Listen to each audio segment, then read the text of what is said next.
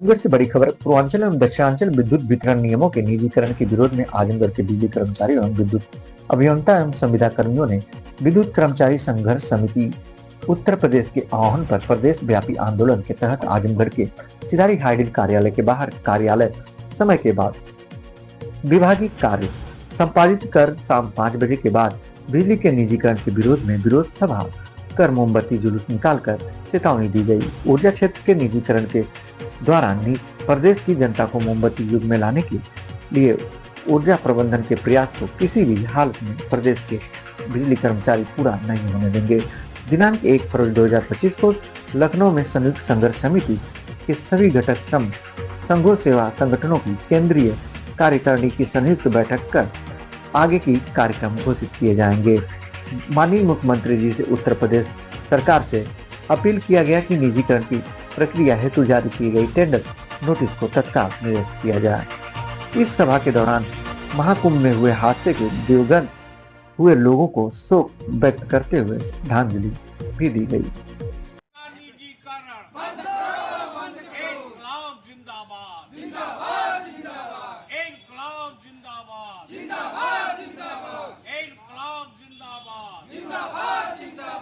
सरकार बनने वाली इसकी इतनी औकात नहीं कि बिजली विभाग को चला सके, इसकी इतनी औकात नहीं। वो सड़क बेच रही है, बिजली विभाग बेच रही है, हवाई अड्डा बेच रही है, अब आप सोच लीजिए रोडवेज बेच रही है, रेलवे बेच रही है।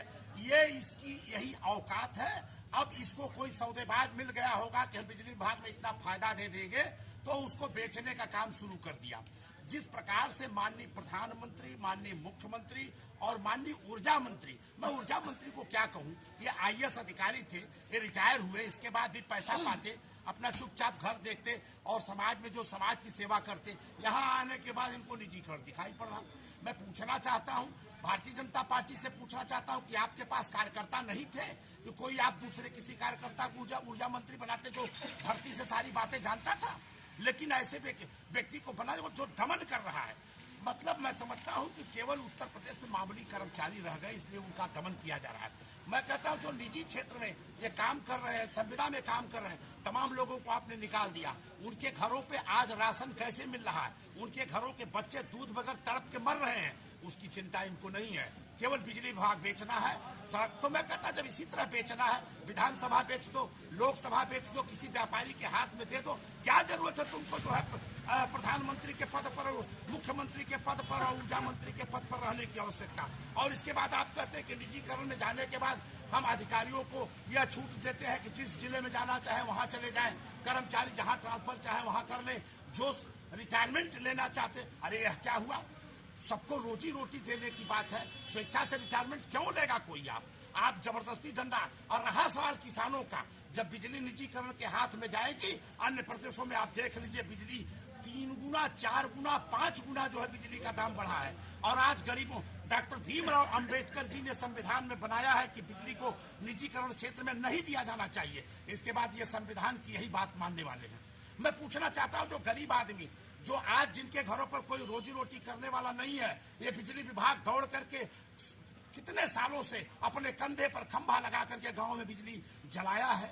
आप जरा पूछिए उसकी आत्मा से कि जब वो जो 3 रुपए की बिजली, 14 रुपए का बिजली जब पाएगा तो कहां से बिजली का बिल देगा? इतना तो दे ही नहीं पा रहा, वहां कहां से देगा? यह सरकार का दमन चक्र है। हम इसका विरोध करते हैं, किसान विरोध करते हैं, मजदूर विरोध करते हैं, और ये सारे मजदूरों के बेटे जिनको पढ़ाई लिखाई करनी है, आज बिजली की इतनी आवश्यकता है कि मिट्टी का तेल है ही नहीं।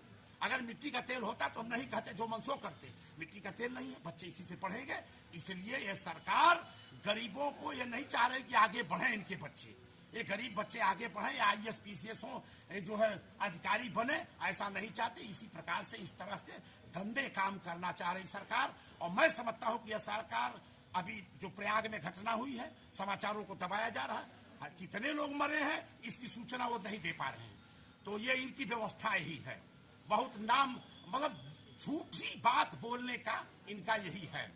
तो मैं इतने कहना चाहता हूं कि यदि बिजली विभाग को आवश्यकता पड़ेगी तो ऑटो रिक्शा चालक समिति, जन किसान कल्याण समिति इनके साथ हर कदम पर सड़क पर उतरने को तैयार है। ठीक।